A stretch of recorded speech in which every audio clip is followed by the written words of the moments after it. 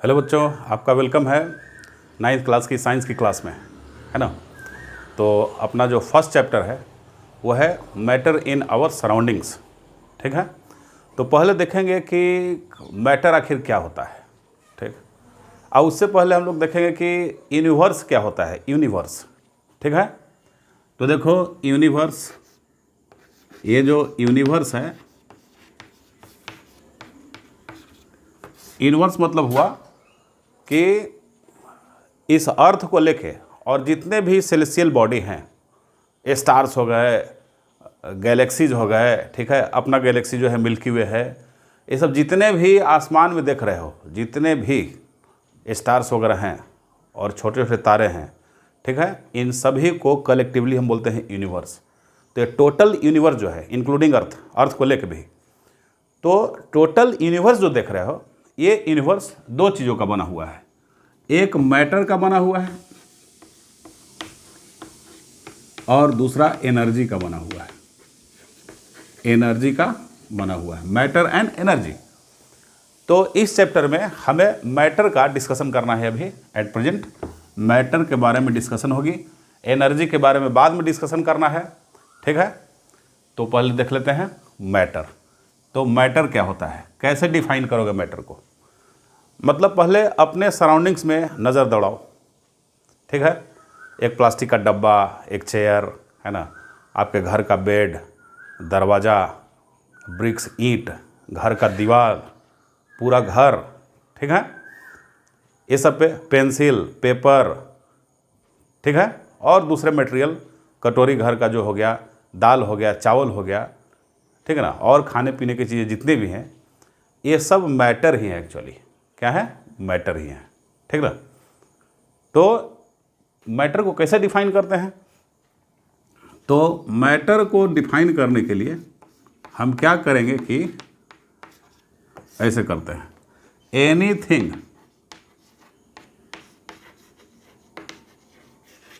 Anything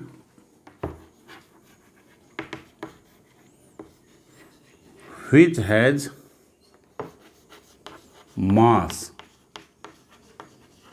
and which occupies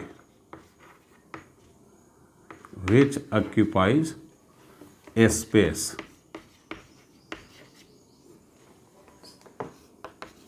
is known as, Ka means known as, ऐसे known as, is known as matter। ये देख लो, दो चीज़ें minimum होना चाहिए। एक तो उसमें मास होना चाहिए और दूसरा क्या होना चाहिए, मास के साथ साथ उसमें क्या होना चाहिए कि उसका कुछ स्पेस, मतलब कि जहाँ भी रखे वो स्पेस कवर करे, मतलब कुछ वॉल्यूम होना चाहिए। मतलब कि मैटर के पास क्या हो जाएगा, ठीक है ना, लिखेंगे क्या, एक मैटर के पास क्या होगा,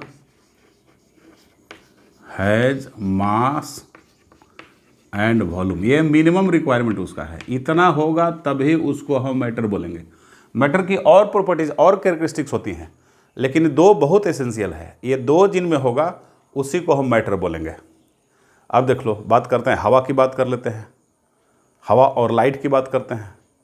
लाइट क्या मैटर है, मैटर नहीं है, क्यों, क्योंकि उसमें मास है ही नहीं और स्पेस भी नहीं वो ऑक्यूपाई करता है। बोलो क्या बात करते हो सर, स्पेस तो ऑक्यूपाई करता होगा, क्यों, क्योंकि स्पेस में ही तो लाइट फैलता है, स्पेस में फैलता है लेकिन स्पेस ऑक्यूपाई नहीं करता, ठीक है। वो प्लास्टिक के झिल्ली से पार हो जाएगा, प्लास्टिक के अंदर में तो स्पेस है ही नहीं, उसको क्या किया, ट्रांसपेरेंट चीज़ को क्या किया, वो पेनेट्रेट करके पार हो गया। तो लाइट कंप्लीट एनर्जी है, ठीक है ना, वो कंप्लीट एनर्जी है, मैटर नहीं है। लेकिन एयर जो होता है, एयर को बहुत सारा एयर को एक कंटेनर में आप पैक कर लोगे तो उसका कुछ मास होगा और कुछ उसको स्टोर करने की कुछ जगह की ज़रूरत पड़ती है स्टोर करने के लिए, ठीक है। इसलिए एयर क्या हो गया, मैटर हो गया, ठीक ना। तो एयर क्या है, एयर मैटर है, एयर क्या हो गया, मैटर है, एयर मैटर हो गया। और चेयर क्या है, घर में रखा हुआ चेयर, ये भी एक मैटर है, ठीक है। अच्छा, और क्या हो जाएगा, कूल, गर्मी लग रही है आपको, ये मैटर नहीं, तो इमोशन का चीज़ है, नॉट मैटर, ये मैटर नहीं है, ये तो फीलिंग वाली चीज़ है ना, तो नॉट मैटर। और हॉट, ये भी मैटर नहीं है, ये भी मैटर नहीं है, समझ रहे हो। और क्या मैटर नहीं है, लाइट, लाइट ये भी मैटर नहीं है, ये भी मैटर नहीं है। टेम्परेचर, ये भी मैटर नहीं है,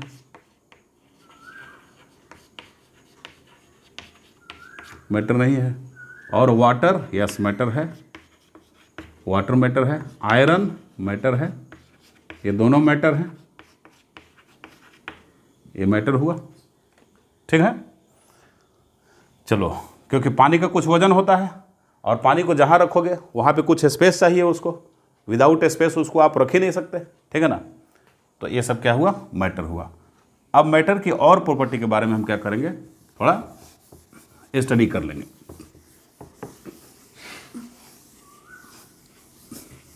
और प्रॉपर्टी क्या है मैटर का, first, a matter is composed of, एक मैटर किसका बना होता है, is composed of particles, matter particles का बना होता है। मतलब पहले लोग सोचते थे, जैसे देखो एग्जाम्पल के लिए ये चौक है, तो ये चौक है तो पहले सोचा जाता था कि चौक बिल्कुल कंटिन्यूअस पूरा एक ब्लॉक है, ये पार्टिकल का नहीं बना हुआ है। लेकिन बाद में साइंटिस्टों ने प्रूफ किया कि नहीं, ये पार्टिकल का बना हुआ है। क्यों? क्योंकि भाई मैं इसको जब लिख रहा हूँ तो इसके पार्टिकल्स ही तो क्या हो रहे हैं, यहाँ पे आ रहे हैं। यदि पूरा कंप्लीट ब्लॉक रहता तो ऐसे घिसता ही नहीं हो, कितना भी रगड़ते रह जाते, नहीं घिसता। और दूसरी बात यह है कि जब हम डस्टर से इसको मिटाते हैं तो ये हमारे हाथ में क्या लगा, पार्टिकल इसका लगा, इसका डस्ट नीचे गिरता है तो डस्ट पार्टिकल ही तो है, समझ रहे हो। इसलिए मैटर पार्टिकल का बना होता है। और इसको प्रूफ करने के लिए क्या प्रूफ किया गया, एक एक्सपेरिमेंट किया गया। देखो एक एक्सपेरिमेंट किया गया, इस एक्सपेरिमेंट में ये क्या है, बीकर है। अब इस बीकर में पानी रख दिया गया, क्या रख दिया गया,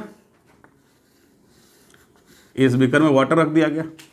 अब जब वाटर रखा गया तो इसमें क्या है, इसमें शुगर का क्रिस्टल डाल दिया। क्या डाल दिया, शुगर का क्रिस्टल। शुगर का क्रिस्टल डालने के बाद इस वाटर में डिजोल्व हो जाता है,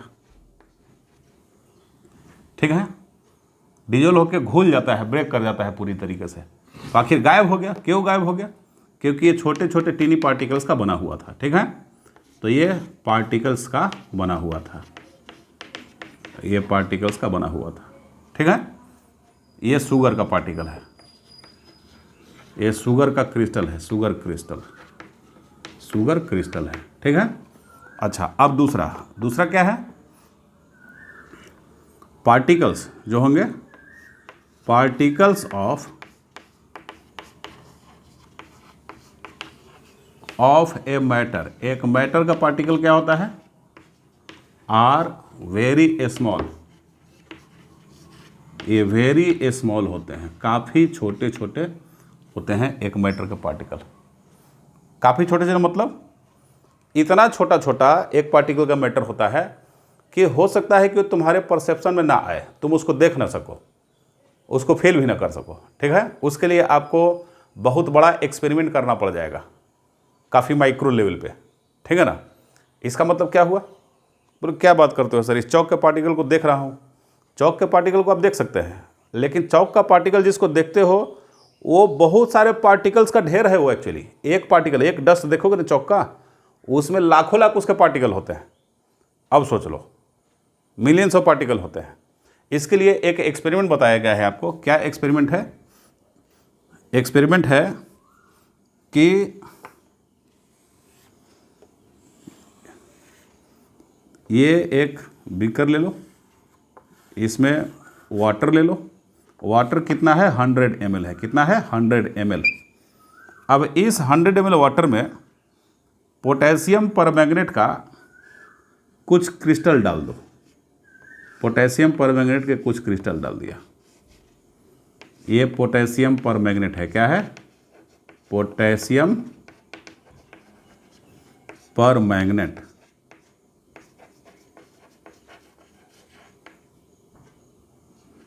परमैंगनेट, ये वॉयलेट कलर का, कैसा? अब इसको वाटर में डाल दिया, वाटर में डाले, वाटर का कलर क्या हो गया? वायलेट हो गया। ये देखो, वाटर का कलर बिल्कुल वायलेट, वायलेट कलर का हो गया। कहीं कहीं लोग पर्पल भी लोग बोल देते हैं, तो पर्पल और वायलेट लगभग एक दूसरे से मिलता जुलता है, तो मान लो। तो पोटेशियम परमैंगनेट ये वायलेट कलर का हो गया। तो वायलेट कलर का ये हुआ। अब इसमें से क्या करेंगे? 10 ml इसको निकाल लेंगे। 10 ml इस सॉल्यूशन को निकालो, 10 ml, और इसमें से 10 ml निकाल के अब इसको 90 ml क्या करो? दूसरे बीकर में, दूसरा जो पॉट है वहाँ पे 90 ml वाटर रखो। कितना ml? 90 ml वाटर, ठीक है ना?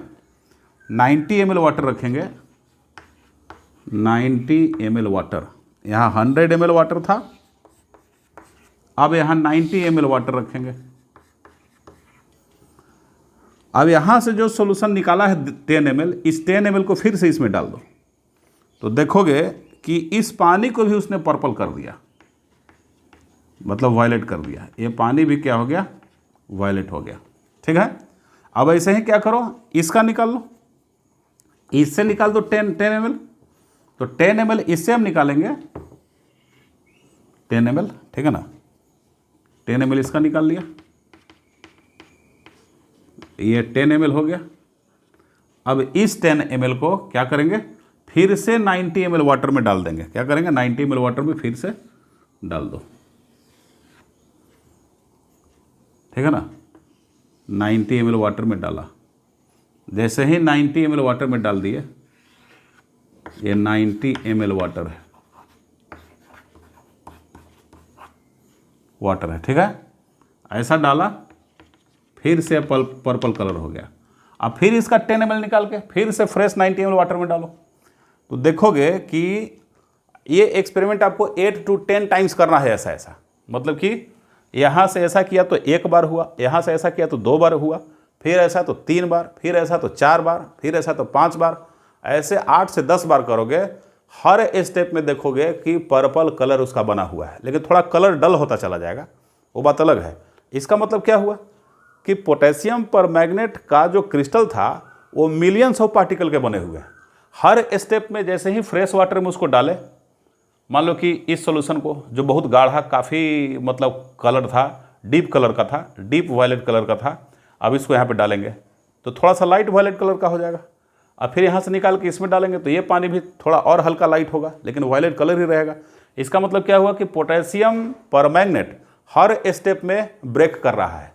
उसके पार्टिकल्स जो हैं, उसका एक क्रिस्टल मिलियंस पार्टिकल का बना हुआ है और हर स्टेप में वो ब्रेक कर रहा है, ठीक है।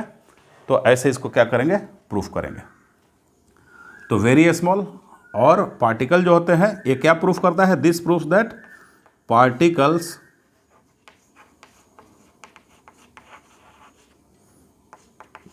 in a solid, in a piece of solid, in a piece of solid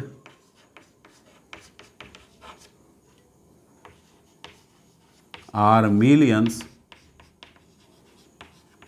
in number। Number में क्या होते हैं? मिलियंस होते हैं, millions and millions in number, ठीक है। चलो आगे चलते हैं, आगे चलते हैं मेरे प्यारे बच्चों।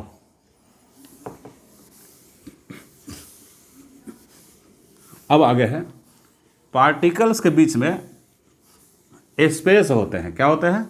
There are space in particles between,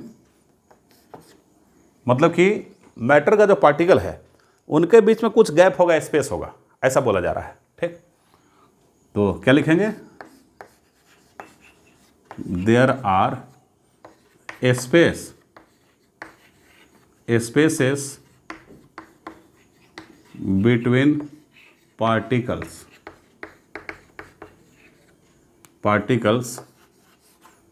of a matter. These spaces are known as, इसको क्या बोलते हैं? These spaces are known as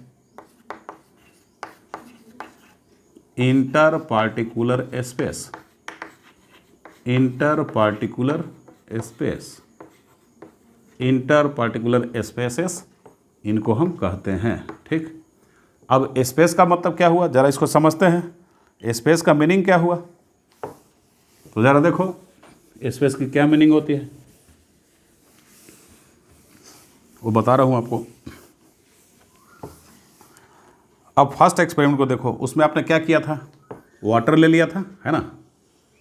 ये वाटर आपने लिया, मतलब बीकर में वाटर ले लिया, ये पानी ले लिया था, वाटर ले लिया था। अब इसमें एक शुगर का क्रिस्टल डाल दिया, शुगर का एक बड़ा सा क्रिस्टल डाला, थोड़े देर में इसके अंदर घुल गया वो। तो घुल गया मतलब कि इसके अंदर जो वाटर के अंदर, वाटर क्या है, वाटर एक मैटर है, वाटर मैटर होता है ना, वाटर भी तो एक मैटर है।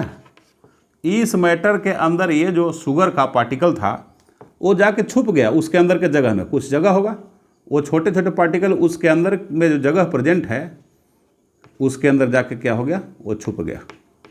इसका मतलब क्या है कि मैटर के पार्टिकल्स के बीच में गैप होता है। अब देख लो, ये वाटर का क्या था, ये वाटर का पार्टिकल है, वाटर मैटर है, तो वाटर का एक पार्टिकल से दूसरे पार्टिकल के बीच में क्या है, गैप है, समझ रहे हो, ये गैप है।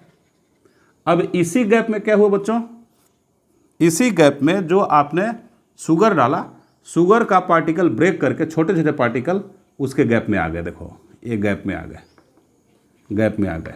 ठीक, और अभी गैप बचा हुआ है, मतलब और चीनी घुल सकता है और शुगर घुल सकता है। क्यों, क्योंकि अभी गैप बचा हुआ है।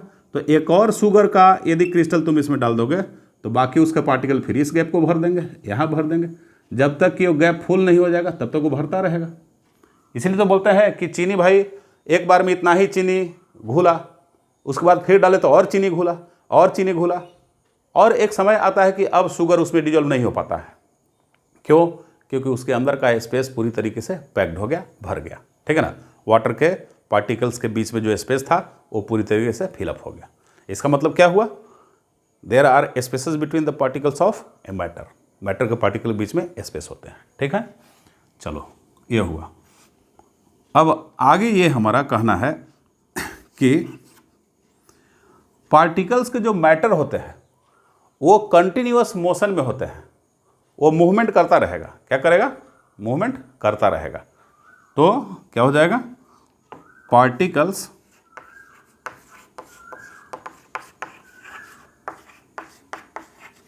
Of a matter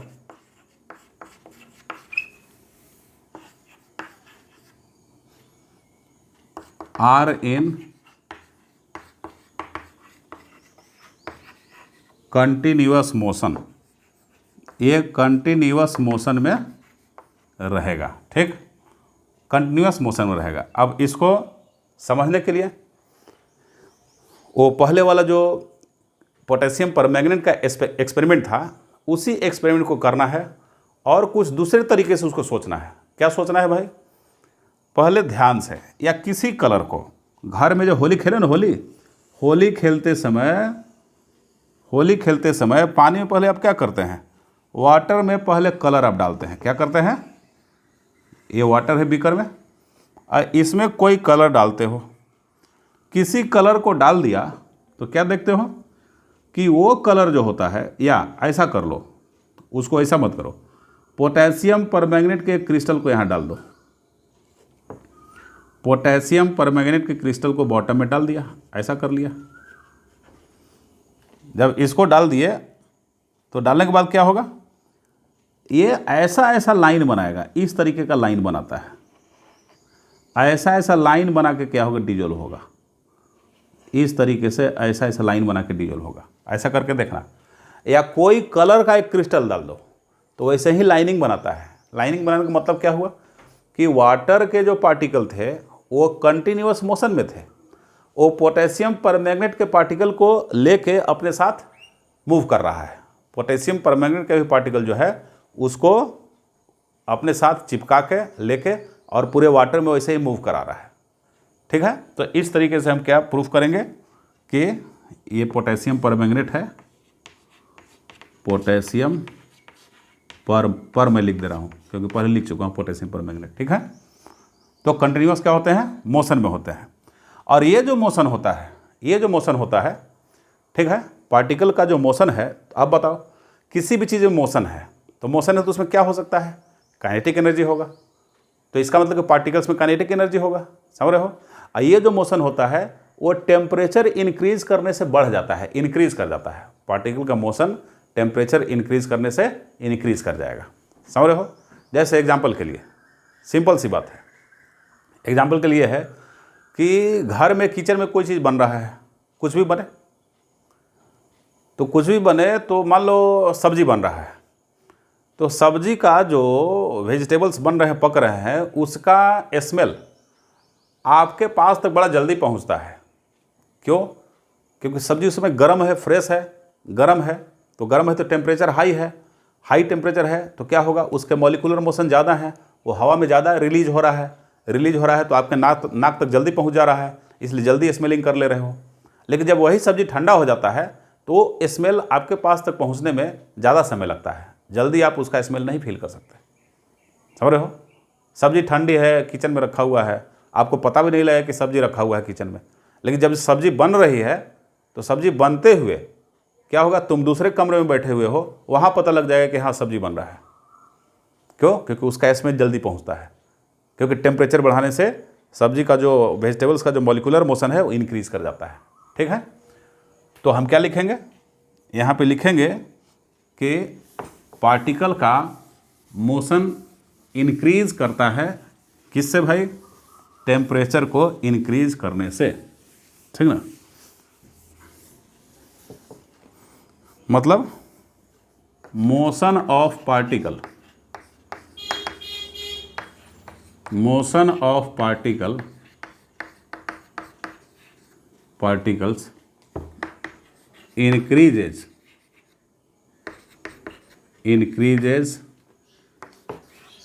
with the increase in temperature, increase in temperature। इसको ऐसे और समझ सकते हैं आप, कैसे, टेम्परेचर कैसे समझ सकते हैं भाई, देखो अब एक ले लिया अगरबत्ती, डू यू नो अगरबत्ती, अगरबत्ती आप लोग जानते हैं जो पूजा में यूज होता है। अगर, अगर मतलब क्या होता है, अगर नाम है एक एल्गी का, ठीक ना, समुद्र में जाओगे तो समुद्र से अगर निकाला जाता है, एल्गी है, हरे कलर का होता है, तो उस एल्गी में कुछ चिपचिपा मटेरियल लगा होता है, उसको निकाल लोगे तो उसी को बोलते हैं अगर। ठीक है, अगर एल्गी से, उस एल्गी का नाम एक्चुअली दो वर्ड में है, अगर अगर बोलते हैं उसको। एल्गी का नाम क्या है, अगर अगर है। अगर अगर ग्रीन एल्गी से जो चिपचिपा मटेरियल रहता है उसको निकाल लेते हैं, ठीक है, तो उसको बोलते हैं अगर। अब उसी को सुखा के बत्ती बनाया गया, एक लकड़ी का लंबा सा ये रहता है, टुकड़ा रहता है, और उसी में उसको लपेट देते हैं और अगरबत्ती का मसाला लपेट देते हैं और उसको सुखा देते हैं। तो जिस बत्ती में अगर का यूज हो रहा हो उसको बोलते हैं अगरबत्ती। क्या बोलते हैं, अगरबत्ती। तो ये है बेटा अगरबत्ती, अगरबत्ती। तो अगरबत्ती, इसको बिना जलाए हुए सूंघो, इसको बिना जलाए हुए आप स्मेल लीजिए इसका। तो बिना जलाए हुए यदि स्मेल लेते हैं, बिना जलाए हुए स्मेल लेते हैं इसका, तो हो सकता है कम स्मेल करे। लेकिन यदि इसको हम जला दें, यदि इसको हम जला दें, ठीक, जलाने के बाद इसका धुआं निकलेगा, तेजी से मूव करेगा आपके नाक की ओर, ठीक है, और तेजी से मूव करेगा और जल्दी से स्मेल आपको करेगा।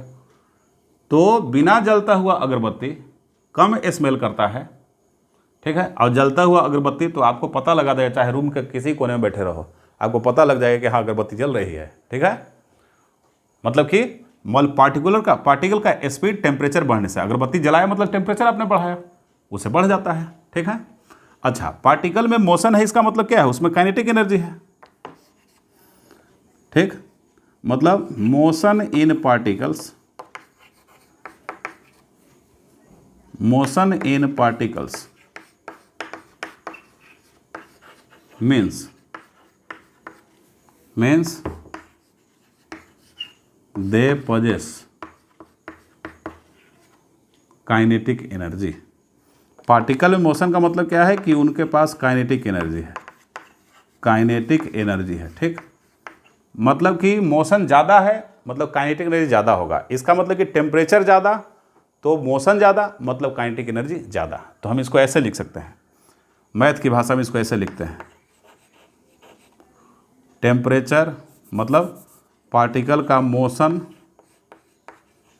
Is proportional to its kinetic energy is proportional to its temperature. मतलब प्रोपोर्शनल मतलब कि यदि बढ़ेगा तो ये सब बढ़ेंगे, टेम्परेचर बढ़ेगा तो काइनेटिक एनर्जी बढ़ेगा, मोशन पार्टिकल का मोशन बढ़ जाएगा, टेम्परेचर घटेगा तो काइनेटिक एनर्जी घट जाएगा और पार्टिकल का मोशन घट जाएगा, डिक्रीज कर जाएगा। तो इसको आप लोग याद रखिएगा,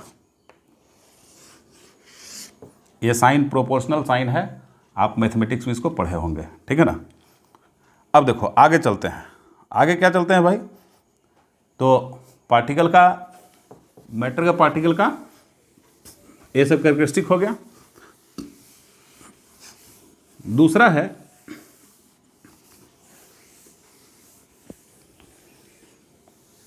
कि मैटर के पार्टिकल में क्या होता है, मिक्स होने का प्रॉपर्टी होता है, मिक्स होने का कैरेक्टर होता है।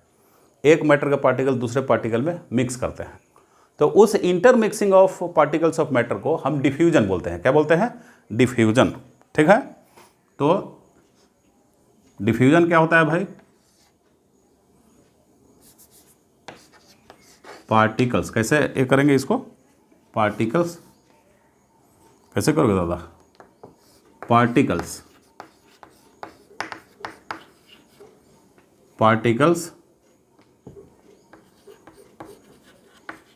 so particles show the property of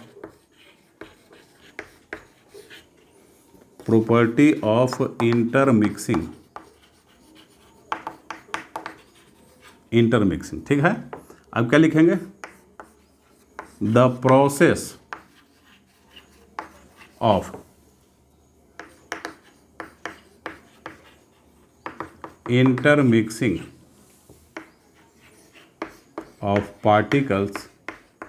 intermixing of particles of two matter is known as diffusion. क्या बोलते हैं उसको, इज नोन एज डिफ्यूजन, उसको डिफ्यूजन बोलते हैं, डिफ्यूजन। जैसे ध्यान से एकदम आराम से समझो, अब अगरबत्ती को जलाया, जब अगरबत्ती को जलाया, ठीक है, तो उसके पार्टिकल किस में इंटरमिक्स हुए, एयर में ना। तो एयर भी तो एक मैटर है, तो एयर भी क्या है, मैटर, एक मैटर है, उसके भी पार्टिकल है। तो एयर के पार्टिकल के बीच में क्या हो जा रहा है, अगरबत्ती का पार्टिकल जाकर मिक्स हो जा रहा है, समझ रहे हो। और दूसरा वो तो है ही, दूसरा ये जो आप देख रहे थे, ये जो शुगर और वाटर की बात बता रहा था मैं, ठीक है। तो शुगर और वाटर, ये शुगर का क्रिस्टल है, ठीक। तो शुगर का क्रिस्टल वाटर में क्या हो जा रहा था, ये वाटर के स्पेस के अंदर जाकर छुप जा रहा था, तो वो भी तो डिफ्यूज हो रहा था। हालांकि इस वाले डिफ्यूजन को डिसोल्यूशन बोलते हैं, डिजोल्व होना, सॉल्यूशन बनना, ठीक है। तो इस तरीके से क्या होता है, डिफ्यूजन होता है, उसका डिफ्यूजन होगा। अब डिफ्यूजन का जो प्रोसेस है ये भी टेम्परेचर से रिलेटेड है, क्योंकि डिफ्यूजन में मोशन है, मोशन होगा तभी डिफ्यूजन होगा, मूवमेंट पार्टिकल का होगा तभी तो डिफ्यूजन होगा। तो अब बताओ मूवमेंट किस पे डिपेंड करता है, टेम्परेचर पे। टेम्परेचर बढ़ा देंगे तो डिफ्यूजन बढ़ जाएगा। तो क्या लिखोगे कि रेट ऑफ डिफ्यूजन मतलब process of diffusion, process of diffusion diffusion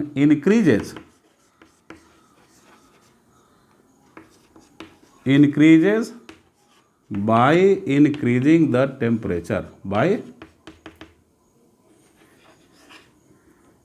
increasing the temperature। Temperature को इंक्रीज करने से क्या करेंगे, डिफ्यूजन का प्रोसेस इंक्रीज करता है।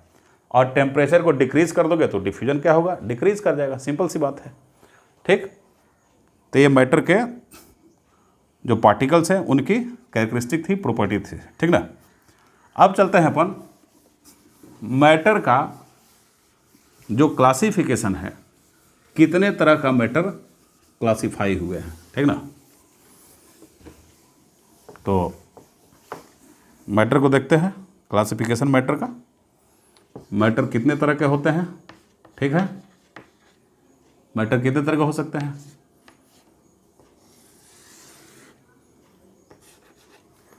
एक है सॉलिड, एक क्या है लिक्विड, और एक क्या है गैस। दो और होते हैं, एक प्लाज्मा होता है, प्लाज्मा होता है, और एक क्या होता है BEC होता है, BEC। इनका स्टडी क्या करेंगे, बाद में कर लेंगे चैप्टर के एंड में, क्योंकि मेन जो स्टेट मैटर के होते हैं तीन ही होते हैं, सॉलिड, लिक्विड एंड गैस। ये दो जो होता है ये स्पेशल केस है मैटर के स्टेट का। तो तीन होते हैं, अब तीन के बारे में देख लो, ठीक है। चलो तीन के बारे में देखते हैं।